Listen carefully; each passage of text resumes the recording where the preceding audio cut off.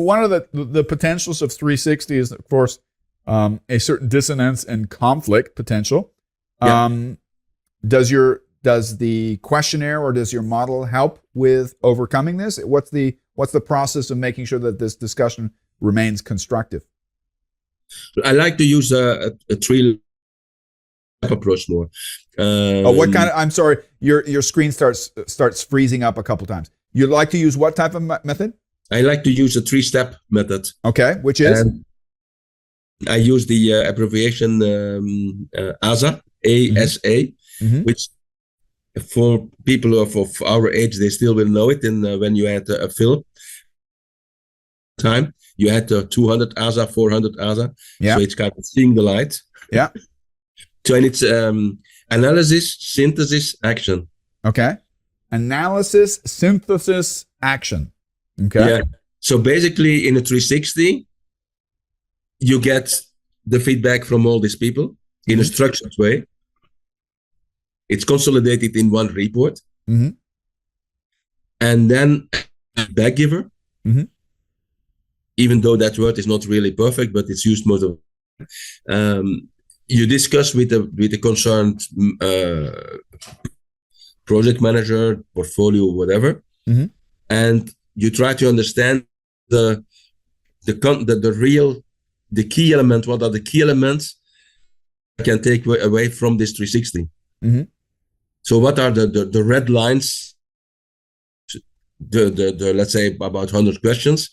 So what's really the positive sense and also in the negative sense? What should I improve and what should I further on? And something I learned is that it's happening, but most of the time people say they start with thinking, what's wrong? No, it's what's good. Yeah. Okay. So the kind of package, kind of like when you give a pill to a dog, you want to make sure you put it in a cookie. Yeah, exactly. And so that's why, so that's the next step. So we say, okay, we first analyze it and then you sleep over. You take some time because some messages may be very hard. Some messages unexpected in the positive sense. So you need to sleep it over. And after 1 or 2 weeks, whatever, then there is a second discussion with the same. So that's a synthesis. So how can we bring it back to the essence? Okay, but like I said, I accept and I think it's a great unique selling proposition of your product that basically you can put this in the hands of your clients and they don't necessarily need to have you present all the time. But I would say this, I'm not certain whether, and I wouldn't even exclude myself in this statement. I don't know whether everybody who uses the 360 methodology has the competency to do it in a constructive and valued sort of way. Do you provide? I'm assuming that you as a person in your institute provides training also on how to do 360 the right way.